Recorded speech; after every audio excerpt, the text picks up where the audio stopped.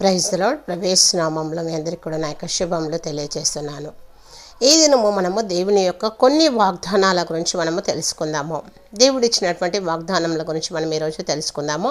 మొదటిగా చూసినట్లయితే కీర్తనలు 121 7వ వచనము 8వ వచనం చూసినట్లయితే, ఏ అపాయము రాకుండా యెహోవా నిన్ను కాపాడును, ఆయన నీ ప్రాణమును కాపాడును. ఇది మొదలుకొని నిరంతరము నీ రాకపోకల యందు యెహోవా నిన్ను కాపాడును అని వాక్యము మనకి వివరిస్తుంది. దేవుడైనటువంటి యెహోవా మనల్ని కాపాడువాడైంటున్నాడు.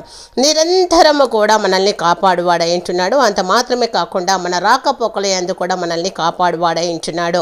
ఆయన మన ప్రాణంను కాపాడునని వాక్యం మనకి వివరిస్తుంది. ఏ అపాయం రాకుండా మనల్ని కాపాడువాడు యెహోవా. అదేవిధంగా ఆయన మన ప్రాణంను కూడా కాపాడేటువంటి వాడు. ఇది మొదలుకొని నిరంతరము నిత్యము కూడా మన రాకపోకల యందు కాపాడువాడైంటున్నాడు దేవుడు. నిత్యము కూడా నేను మిమ్మల్ని కాపాడుతానని వాగ్దానం చేసినటువంటి దేవుడు, నిత్యము తన యొక్క కాపుదల కింద మనల్ని దాచుచున్నటువంటి దేవుడైంటున్నాడు. దేవుడి యొక్క కాపుదలలో మనం అందరము కూడా ఉండి ఉంటున్నాము. దేవుడి యొక్క వాగ్దానాలను మన పట్ల నెరవేర్చువాడైంటున్నాడు కనుక వాగ్దానాలను ఎత్తిపట్టుకొని మనము ప్రతినిత్యము కూడా ప్రార్థించే వారంగా ఉందాము. అంత మాత్రమే కాకుండా మనము మొదటి యోహాను పత్రిక మనము మొదటి యోహాను పత్రిక 5వ అధ్యాయము 14వ వచనము మనం ఒకసారి చూసినట్లయితే, ఆయనను బట్టి మనకు కలిగిన ధైర్యం ఏదనగా ఆయన చిత్తానుసారంగా మనం ఏది అడిగినను ఆయన మనవి ఆలకించునన్నది. ఆయనను బట్టి మనకు కలిగినటువంటి ధైర్యం ఏమనగా ఆయన చిత్తానుసారంగా మనం ఏది అడిగినను ఆయన మన మనవి ఆలకించుచున్నాడు. మన యొక్క ప్రార్థన వినివాడైంటున్నాడు. దేవుడి యొక్క చిత్తానుసారంగా మనం ఏది అడిగినను దేవుడు ప్రతిదీ కూడా మనకు అనుగ్రహించువాడైంటున్నాడు. మన యొక్క స్వరాన్ని వినివాడైంటున్నాడు. మన ప్రార్థన వినివాడైంటున్నాడు. మన ప్రార్థనకు ప్రతిఫలం ఇచ్చువాడైంటున్నాడు దేవుడు. కానీ దేవుని యొక్క చిత్తానుసారంగా మాత్రమే మనం అడగవలసిన వారం అయింటున్నాము. మన చిత్తము కాదు, మన సంకల్పం కాదు, మన ప్రణాళిక కాదు, కానీ దేవుని చిత్తానుసారంగా మనము దేవుణ్ణి ఏది అడిగినను మన యొక్క ప్రతి స్వరము కూడా వినగల దేవుడు. అదేవిధంగా మన ప్రతి ప్రార్థన కూడా వినగల దేవుడు. ప్రతి ప్రార్థనకు కూడా సమాధానం ఇచ్చు దేవుడైంటున్నాడు. అంతే మాత్రమే కాకుండా మరి యొక్క వాగ్దానం చూసినట్లయితే యోహాను రాసినటువంటి సువార్త 14వ అధ్యాయం 27వ వచనము మనం చూసినట్లయితే, యోహాను రాసినటువంటి సువార్త 14వ అధ్యాయము 27వ వచనంలో మనం చూసినట్లయితే, శాంతిని మీకు అనుగ్రహించి వెళ్ళుచున్నాను, నా శాంతిని మీకు అనుగ్రహించుచున్నాను, లోకమిచ్చినట్లుగా కాదు నేను మీకు అనుగ్రహించుట లేదు, మీ హృదయమును కలవరపడనీయకుడి, వెరవనీయకుడి అని దేవుడు వాక్యం వివరిస్తుంది. నా శాంతిని దేవుని యొక్క శాంతిని మనకు అనుగ్రహిస్తానని దేవుడు వాగ్దానము చేస్తున్నాడు. లోకమిచ్చినట్లుగా కాదు నేను నా శాంతిని మీకు అనుగ్రహించుచున్నాను అని దేవుని వాక్యం మనకి వివరిస్తుంది. కనుక మనము మీ హృదయములను కలవరపడవనీయకుడి, వెరవనీయకుడి అని దేవుని వాక్యం వివరిస్తుంది. కనుక దేవుడు తన యొక్క శాంతిని మనకు అనుగ్రహించువాడు కనుక మనము కలవరపడనవసరం లేదు, మనము వెరవనవసరం లేదు. ఏ విషయంలో కూడా అన్ని విషయంలో కూడా మనకి శాంతిని దేవుడు అనుగ్రహించువాడా ఇంచున్నాడు. కనుక ఇట్టి శాంతిని మనము పొందుకున్న వారమై ఇంచున్నాము. దేవుని యొక్క శాంతిని మనకు అనుగ్రహించి ఉన్నాడు కనుక మన జీవితంలో మనకు ఎలాంటి కలవరము మనకు కలిగినప్పటికీ కూడా భయపడకుండా ఉండవలసిన వారమైంటున్నాం. తన యొక్క వాగ్దానాన్ని మన పట్ల నెరవేర్చువాడైంటున్నాడు దేవుడు.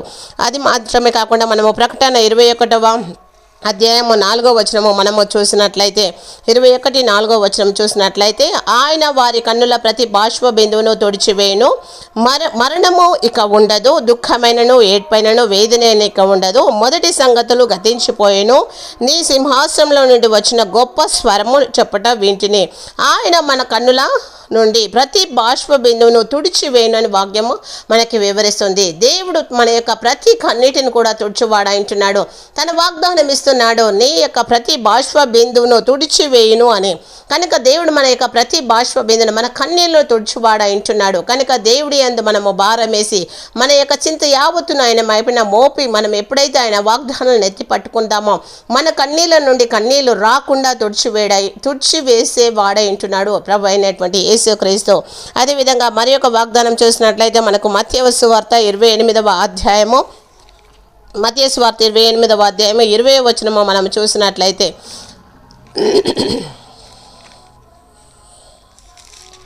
మత్తయి సువార్త 28వ అధ్యాయము 20వ వచనము మనం ఒకసారి చూసినట్లయితే, నేను మీకు ఏ సంగతులు ఆజ్ఞాపించుతునో వాటినన్నిటినీ గైకొనవలెనని వారికి బోధించుడి. ఇదిగో నేను యుగ సమాప్తి వరకు సదాకాలము మీతో కూడా ఉన్నానని వారితో చెప్పాను. దేవుడు ఏ సంగతులు అయితే నేను మీకు ఏ సంగతులు ఆజ్ఞాపించుతునో వాటినన్నిటినీ గైకొనవలెనని వారికి బోధించుడి అని చెప్తున్నాడు.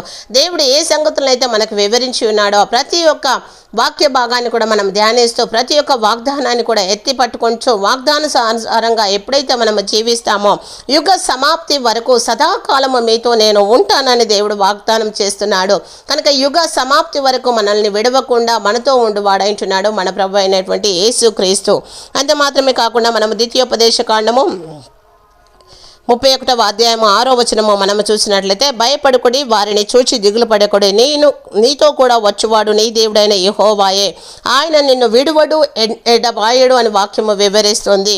భయపడుకుడి, వారిని చూచి దిగులు పడకుడి, నీతో కూడా వచ్చువాడు నీ దేవుడైన యెహోవా. మనతో ఎల్లవేళలా వచ్చువాడు మన ప్రభు అయినటువంటి యేసుక్రీస్తు ప్రభు అయింటున్నాడు. యెహోవా దేవుడు అయింటున్నారు. మనతో నిత్యము మనం ఎక్కడికి వెళ్ళినప్పటికీ కూడా మనతో పాటు వచ్చేటువంటి వారు అయి ఉంటున్నారు. కనుక మీ దేవుడైన యెహోవాయే కనుక ఆయన నిన్ను ఎన్నడూనూ విడువడు ఎడబాయడు అంటున్నాడు. ఎప్పుడు కూడా ఏ క్షణమందు కూడా మనల్ని విడిచిపెట్టేటువంటి వారు కాదు. కనుక నిత్యము మనల్ని అంటు కట్టి పట్టుకొని రాత్రి జాములో మనము నిద్రించినప్పటికీ కూడా ప్రభు అయినటువంటి యేసుక్రీస్తు మనకు నిమిత్తమై తన యొక్క కన్నులు తెరిచి మన కొరకు వీక్షిస్తున్నటువంటి వారు అంటున్నారు. నిత్యము కూడా మనల్ని వెంబడించి మనల్ని విడవక ఎడబాయక తన కాపుదలను మనకు తోడుగా ఉంచుచున్నాడు. కనుక దేవుని వాగ్దానాలను మనము ఎత్తి పట్టుకొని వారమై ఉంటున్నాము. దేవుడి యొక్క వాగ్దానాలు యందు మనము విశ్వాసం ఉంచి వారమై ఉంటున్నాము. కనుక దేవుని యొక్క వాగ్దానాలను మనం ఎత్తి పట్టుకొని వాగ్దానానుసారంగా మనము జీవించాలని ప్రభు వాక్యము వివరిస్తుంది. మరి యొక్క వాగ్దానం చేసినట్లయితే హెబ్రీలకు రాసినటువంటి అధ్యాయము 13వ అధ్యాయము 5వ వచనం మనం చూసినట్లయితే, ధనాపేక్ష లేని వారై మీకు కలిగిన వాటిలో తృప్తి పొంది ఉండుడి, నిన్ను ఎంత మాత్రమును విడవను ఎన్నడూను ఎడబాయను అని ఆయన చెప్పాను అని వాక్యమే వివరిస్తుంది. మనలో ధనాపేక్ష లేకుండా మనం ఉండవలసిన వారం అయించున్నాము.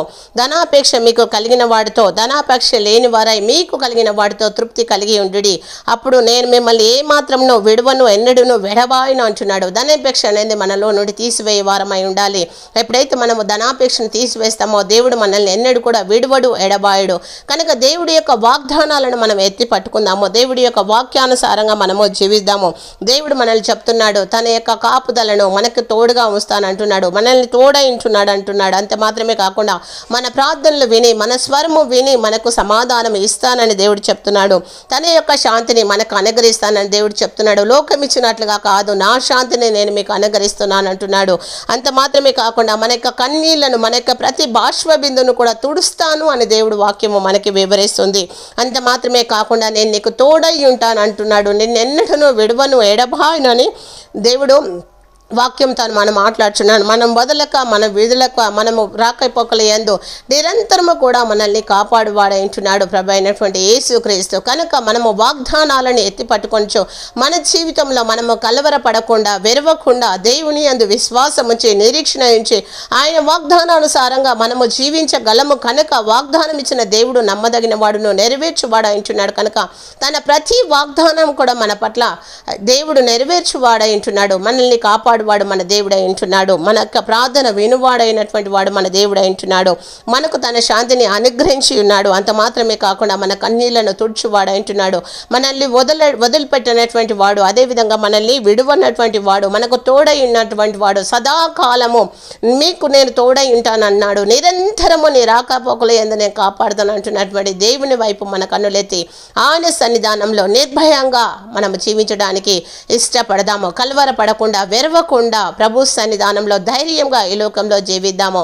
దేవుని యొక్క కృప మనకు తోడైండును కాక, దేవుడి యొక్క వాగ్దానాలను మన పట్ల నెరవేర్చబడును కాక. వాగ్దానం ఇచ్చిన దేవుడు నమ్మదగిన వాడును నెరవేర్చువాడంటున్నాడు. ఇది కూడా నిరర్థకము కాదు. కనుక మన జీవితంలో ఇట్టి వాగ్దానాలన్నీ నెరవేర్చబడును కాక. ఇట్టి వాక్య భాగం మన హృదయంలో ఫలింపచేయును కాక. ఆమేన్.